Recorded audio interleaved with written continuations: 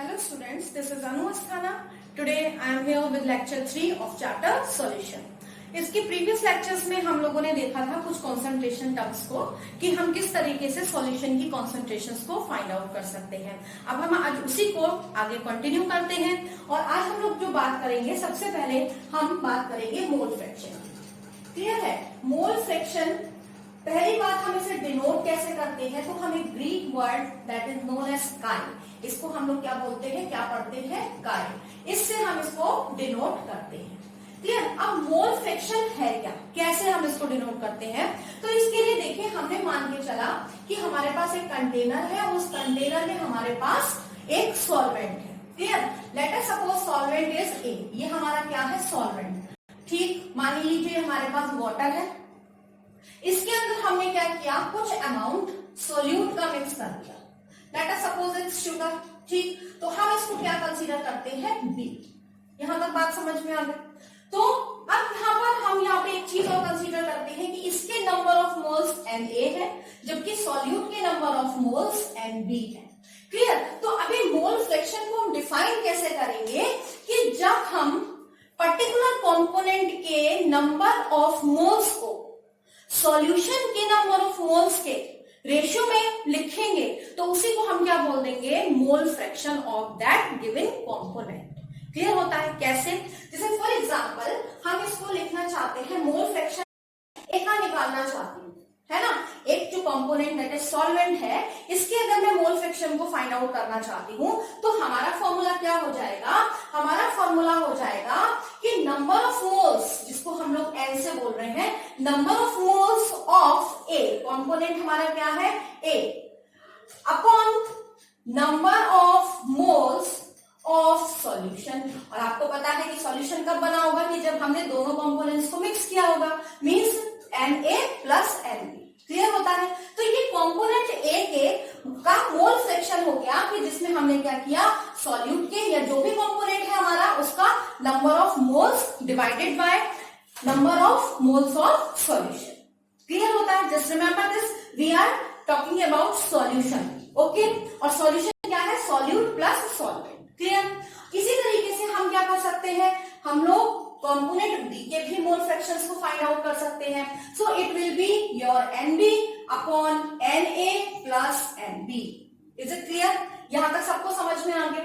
ठीक है। अब देखिए एक चीज और हमारे पास आता है, इंपॉर्टेंट आइडेंटिटी है, आप बोल सकते हैं, कि जो दोनों कंपोनेंट्स का मोल फ्रैक्शन होता है, दोनों कंपोनेंट्स का, एक कंपोनेंट ए है, एक कंपोनेंट बी है, तो दोनों कंपोनेंट्स के जो मोल फ्रैक्शन का सम होता है, it is always unity. Just remember this thing कि दोनों कंपोनेंट्स का जो मोल फ्रैक्शन का सम है वो हमेशा क्या होता है, यूनिट होता है, 1 होता है, इक्वल टू 1। लेकिन अगर हम इंडिविजुअली एक कंपोनेंट की बात करेंगे तो उसका जो भी मोल फ्रैक्शन होगा वो हमेशा 1 से कम आएगा। अगर मैं इसकी बात करती हूँ कि ए कंपोनेंट का मोल फ्रैक्शन क्या होगा, तो उसकी जो वैल्यू आएगी वो हमेशा 1 से कम ही आएगी। इसी तरीके से हम मोल फ्रैक्शन ऑफ बी की बात करें तो उसकी भी जो वैल्यू होगी वो हमेशा 1 से कम आएगी। तो इंडिविजुअली हमेशा 1 से कम होती है, लेकिन दोनों को जब हम सम अप करते हैं तो उनका जो सम आता है वो कितना आता है, हमेशा 1 होता है। क्लियर होता है? अब देखिए यहां से हम कुछ चीज और निकाल सकते हैं कि मान के चलिए कि हमने इस तरीके से, हमारे को ये आइडेंटिटी पता है, हमने सपोज ए का निकाल लिया है ना, एक कंपोनेंट को हम फाइंड आउट कर चुके हैं, तो जरूरी नहीं है कि आप दूसरे कंपोनेंट को फॉर्मूले में ही पुट करके उसको पूरी तरीके से इवेल्युएट करिए। आप क्या कर सकते हैं, सिंपल, आपको मान के चलिए आपको यहां से क्या चीज निकालना है, इस कंपोनेंट का मोल फ्रैक्शन निकालना है, आप इसका निकाल चुके हैं, सेकेंड कंपोनेंट बी का आप निकाल चुके हैं मोल फ्रैक्शन, तो आप क्या कर दीजिए, उसको 1 में से माइनस कर दीजिए, सिंपल। तो क्या हो जाएगा, आपके पास जो दूसरा कंपोनेंट आपका बचा है उसका भी मोल फ्रैक्शन आ सकता है। इसी तरीके से हमारा दूसरा फॉर्मूला भी बन सकता है, it will B 1 minus of काई ए। क्लियर होता है? यहां तक सबको बात समझ में आ गई? एक चीज और हम लोग देखते हैं कि अगर आपसे कोई पूछे कि ये दोनों 1 क्यों है? इन दोनों का सम जो है मोल फ्रैक्शंस का, दोनों कंपोनेंट्स का, why it is 1? Can you prove that? तो ऑब्वियस चीज कि वी कैन प्रूव इट, हम इसको प्रूव कर सकते हैं। कैसे प्रूव करेंगे? तो देखिए इसको हम इस तरीके से प्रूव कर सकते हैं। आपको पता है कि जो मोल फ्रैक्शन ऑफ ए है उसकी वैल्यू कितनी है? That is Na upon Na plus Nb। Okay, now plus इसका जो वैल्यू है that is Nb upon Na plus Nb. When we will take LCM, then what will be the LCM? It will be Na plus Nb. Is it clear? Simple करेंगे तो इससे इसको करेंगे तो क्या आएगा आपके पास? It will be Na plus Nb. Okay, तो अब आप क्या कर सकते हैं? जब आप इसको सॉल्व करेंगे तो आपको क्या मिल जाएगा? It will be equal to 1. Clear होता है? तो इस तरीके से हम क्या कर सकते हैं? प्रूव भी करके दिखा सकते हैं कि जो मोल फ्रैक्शंस है डिफरेंट कंपोनेंट्स का, मींस हम 2 कंपोनेंट्स की बात कर रहे हैं, तो उनका जो सम होगा वो हमेशा किसके इक्वल होगा? It will also be equal to unity. Clear होता है? तो ये हमारा होता है मोल फ्रैक्शन। अच्छा, इसमें एक चीज और रहती है, what about the unit? What will be the unit of mole fraction? तो आप देखिए यहां पर हम क्या चीज निकाल रहे हैं? वी आर टेकिंग रेशियो, है ना? यहां पर हमने किसका लिया है? कंपोनेंट ए के mole fraction, sorry number of moles, and solution की नंबर ऑफ मोल्स। तो जब हम इन दोनों का रेशियो ले रहे हैं तो रेशियो की कोई भी यूनिट नहीं होती। तो अगर आपसे कोई पूछता है, कभी कभी पूछा जाता है पेपर में कि what is the unit of mole fraction, तो योर आंसर विल बी कि इट हैज नो यूनिट। इसकी कोई भी यूनिट नहीं होती। It has no unit. Just remember this thing. This was all about your mole fraction. Clear? Now अब हम लोग चलते हैं नेक्स्ट टॉपिक की तरफ। तो अब हम इसको देखिए टेबुलर फॉर्म में करने की कोशिश करेंगे, क्योंकि कभी कभी क्या होता है, इनका डिफरेंस भी कभी कभी कोई टीचर पूछ लिया जाता है, और आपको पता भी होना चाहिए, है ना? तो अगर हम इसको दोनों को एक साथ पढ़ेंगे तो वो कंपैरिजन भी हो जाएगा हमारा, और साथ ही साथ हमको क्लियर भी हो जाएंगे दोनों कॉन्सेप्ट्स एक साथ। तो यहां पर हम ले रहे हैं मोलैरिटी, और यहां पर हम लोग लेते हैं मोलैरिटी। क्लियर है? अब देखिए इन दोनों को समझने की कोशिश कीजिएगा। जो मोलैरिटी होता है इसमें हम लोग किसको काउंट करते हैं? इसमें हम लोग देखते हैं कि number of moles of solute, कि सॉल्यूट के कितने नंबर ऑफ मोल्स प्रेजेंट है, number of moles of solute present in 1 litre of solution. मतलब 1 लीटर सॉल्यूशन में जो सॉल्यूट प्रेजेंट है उसके कितने नंबर ऑफ मोल्स प्रेजेंट है। बात सबको समझ में आ गई? जब हम इसको फाइंड आउट करते हैं तो इसको हम लोग क्या बोलते हैं? मोलैरिटी। 1 लीटर सॉल्यूशन में हम लोग जब सॉल्यूट के नंबर ऑफ मोल्स को कैलकुलेट करते हैं तो इसको हम लोग क्या बोलते हैं? मोलैरिटी। क्लियर होता है? मोलैरिटी को हमेशा हम लोग कैपिटल एम से शो करते हैं, वहीं पर मोलैरिटी को हम लोग स्मॉल एम से शो करते हैं। ओके, अब देखिए यहां पर पहले हम इसी को करते हैं, फिर हम आपको इसको बताएंगे। ओके, तो पहली चीज तो डेफिनेशन तो हमको समझ में आ चुकी है। अब हम इसके अगर फॉर्मूले की बात करें तो इसका फॉर्मूला क्या हो गया कि जो मोलैरिटी होगी it will be equal to number of moles of solute upon number of, या हम सीधा करते हैं volume of solution. Clear? Volume of solution, और ये क्या है हमारा वॉल्यूम ऑफ, क्या है? लीटर में, है ना? क्योंकि हम बोल रहे हैं ना 1 लीटर, तो लीटर किसको शो कर रहा है? वॉल्यूम को दिखा रहा है। तो इसका मतलब क्या हुआ कि हमारा फॉर्मूला क्या बन गया कि number of moles of solute present in 1 litre of solution, कि 1 लीटर या जो भी हमारा सॉल्यूशन है उसका वॉल्यूम कितना है, जब उसमें मेजर करेंगे तो हमारा ये फॉर्मूला आ गया। अब हम इसको थोड़ा सा और सिंप्लीफाइड करके लिखना चाहें तो हम जनरली सॉल्यूट को क्या है? बी से कंसीडर कर देते हैं। तो हम क्या लिख देंगे? एनबी अपॉन वॉल्यूम है, तो हम इसको इस तरीके से लिख सकते हैं, कोई प्रॉब्लम नहीं है। वॉल्यूम हमें किस में लिखना है? लीटर में। लेकिन अगर मान के चलिए इसको हमें और ज्यादा सिंप्लीफाइड करना हो, है ना, तो हम इसको नंबर ऑफ मोल्स आपको पता है किसके इक्वल मतलब होता है नंबर ऑफ मोल्स हमारा होता है जो वेट है या मास आप बोल सकते हो सॉल्यूट का, साथ ही साथ upon molar mass of solute obviously चीज है इनटू वॉल्यूम। क्लियर, ये हमारा क्या हो गया लीटर। वॉल्यूम हम किससे मेजर कर रहे हैं लीटर में। लेकिन अगर आपको यही चीज किसमें दी हो मिलीलीटर, तो हमें क्या करना पड़ेगा, तब हमें लीटर में ही कन्वर्ट करना पड़ेगा और उसे करने के लिए हम इसको किससे मल्टीप्लाई कर देंगे 1000 से, है ना। क्लियर होता है। तो इस तरीके से हमारे पास एक फॉर्मूला क्या आ गया, मोलैरिटी का फॉर्मूला आ गया ये वाला। क्लियर होता है, सबको यहां तक समझ में आ गया। तो आप इसको इस तरीके से याद कर सकते हैं। अच्छा, अब देखिए यहां पर हम बात करते हैं इसकी यूनिट की। ऐसा यूनिट कितनी होगी, तो इसकी यूनिट देखिए नंबर ऑफ मोल्स की यूनिट क्या हो गई, ये ऑब्वियसली चीज है मोल्स हो गया। मोल पर लीटर, लीटर की बात कर रहे हैं तो मोल पर लीटर। क्लियर, या आप इसको ऐसे भी लिख सकते हैं mole litre inverse. Is it clear, यहां तक सबको समझ में आ गया। तो आपको यूनिट भी पता चल गई, साथ ही साथ इसका फॉर्मूला पता चल गया। अब यहाँ पर एक और इंपॉर्टेंट चीज आती है कि यहाँ पर देखिए वॉल्यूम आया है ना। तो अगर हम यहाँ पर एक चीज देखते हैं कि जो मोलैरिटी है ये किसके ऊपर डिपेंड कर रही है, ये वॉल्यूम के ऊपर डिपेंड कर रही है। मींस वॉल्यूम के इनवर्सली प्रोपोर्शनल है। अगर हमारा वॉल्यूम कम होगा तो मोलैरिटी ज्यादा होगी, अगर वॉल्यूम क्या है हमारा ज्यादा होगा तो मोलैरिटी कम होगी। ठीक, तो बेसिकली अब आपको यहाँ पे क्या पता चला कि जो मोलैरिटी है वो वॉल्यूम के ऊपर डिपेंड कर रही है ना। और जो वॉल्यूम होता है it is also directly proportional to temperature. मतलब जब आप टेम्परेचर बढ़ा देंगे तो वॉल्यूम भी बढ़ जाएगा आपका, है ना। अब क्या होगा कि आपको रिजल्ट यहाँ पर वेरी करेंगे, क्योंकि जैसे जैसे आपका टेम्परेचर अब मान लीजिए बढ़ रहा है, आपने कोई ज्यादा हाई टेम्परेचर पे आपने कोई एक्सपेरिमेंट किया है, कहीं पे लो टेम्परेचर पे आपने किया, तो जब आप टेम्परेचर को वेरी करोगे तो वॉल्यूम भी क्या हो जाएंगे, वेरी हो जाएंगे, है ना। कंट्री बाय कंट्री भी ये हो सकता है, कहीं आप ऐसी जगह पर एक्सपेरिमेंट कर रहे हैं जहाँ का जो मौसम है वो कैसा है, ठंडा है। ठीक, यहाँ पर कर रहे हैं तो यहाँ का मौसम थोड़ा गर्म है, तो वैसे चीज है आपका जो रिजल्ट्स होंगे वो कैसे होंगे, मोलैरिटी कैसी होगी, डिफर करेगी, वेरी करेगी। तो हम यहाँ पर क्या बोलते हैं कि ये आपको प्रॉपर एकदम कहते हैं एक्यूरेट रिजल्ट नहीं देगा, है ना। तो इस चीज को हमें यहाँ पर ध्यान रखना है कि यहाँ पर क्या है, मोलैरिटी किसके ऊपर डिपेंड करती है, वॉल्यूम के ऊपर डिपेंड करती है, and volume is also a temperature dependent quantity. Clear है, इसलिए मोलैरिटी भी हमारी क्या हो जाएगी, चेंज हो जाएगी।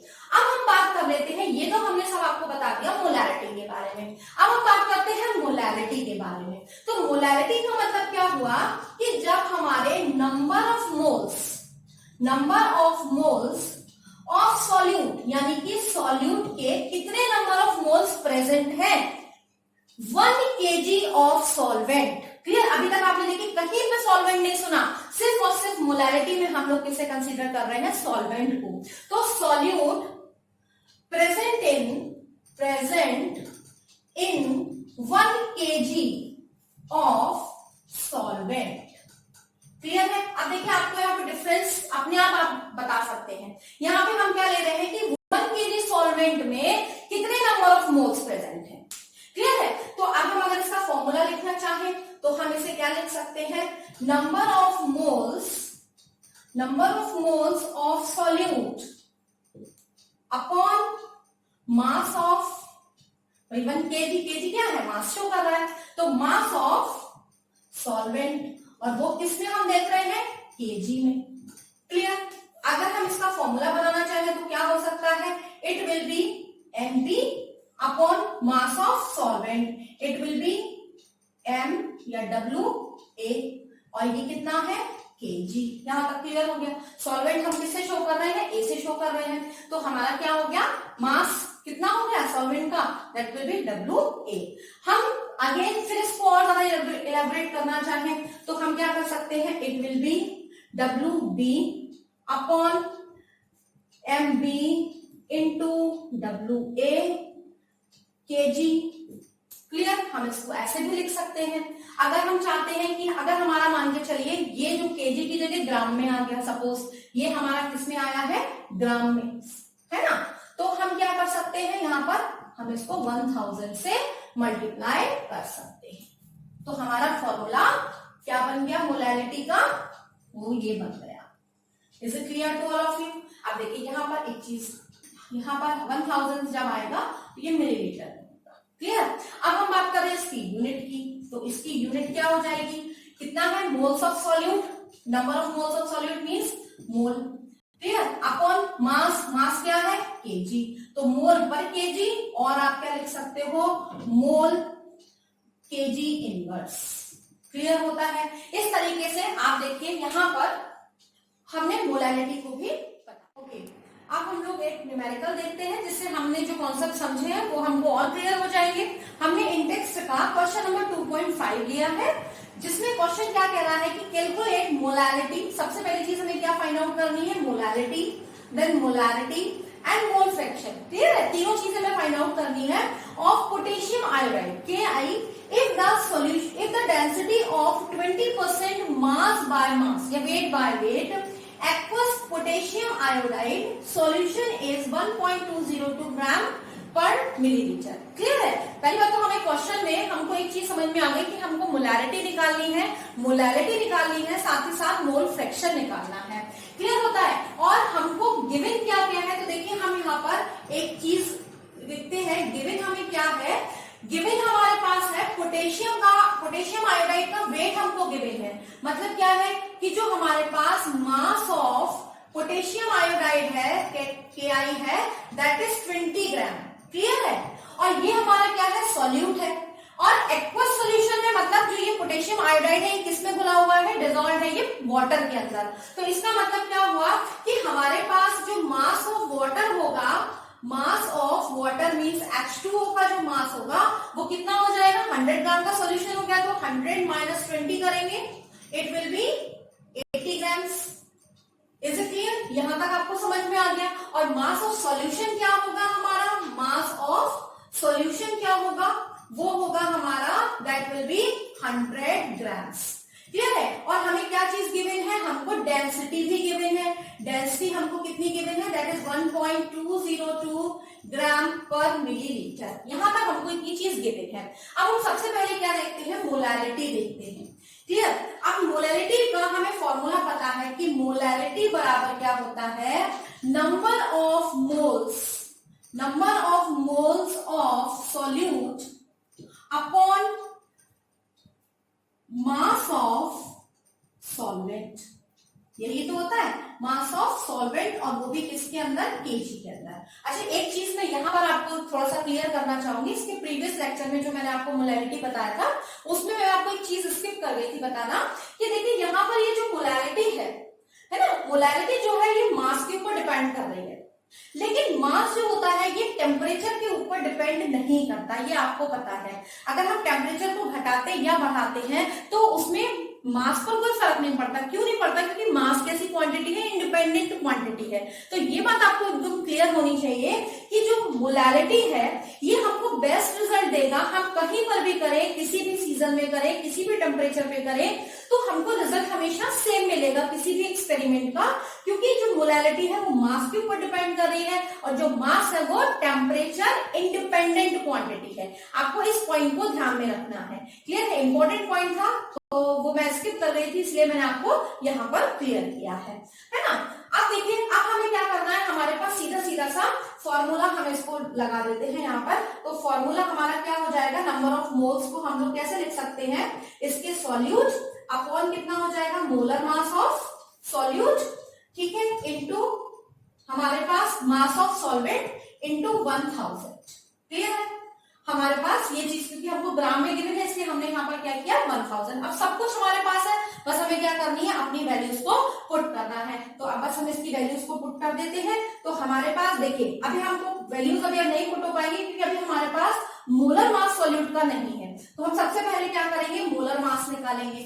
तो मोलर मास सॉल्यूट क्या है हमारा, KI।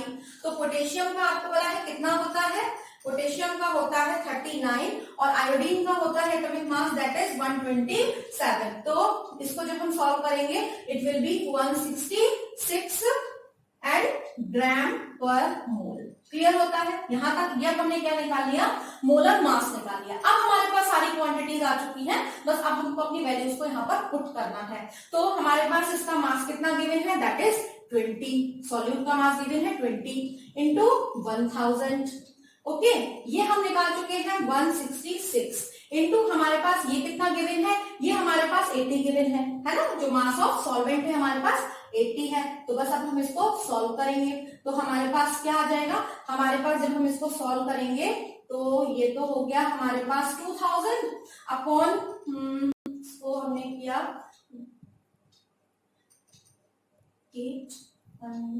132। अब हमने इसको सॉल्व किया तो ये हमारे पास आ जाएगा 1.506 यूनिट। क्या लिखेंगे, मोल पर केजी, क्योंकि हमें पता है कि हमारी मोलैरिटी की जो यूनिट होती है वो कितनी होती है, मोल पर केजी। और इस तरीके से हमने क्या निकाल दिया, हमने निकाल दिया हमारे पास मोलैरिटी। क्लियर होता है किस तरीके से हमने इसको निकाला है, या आप देख सकते हैं। चलिए अब हम आते हैं इसके सेकंड पार्ट पर। तो इसका सेकंड पार्ट क्या है, सेकंड पार्ट में हमें क्या चीज निकालना है, हमें निकालना है मोलैरिटी को।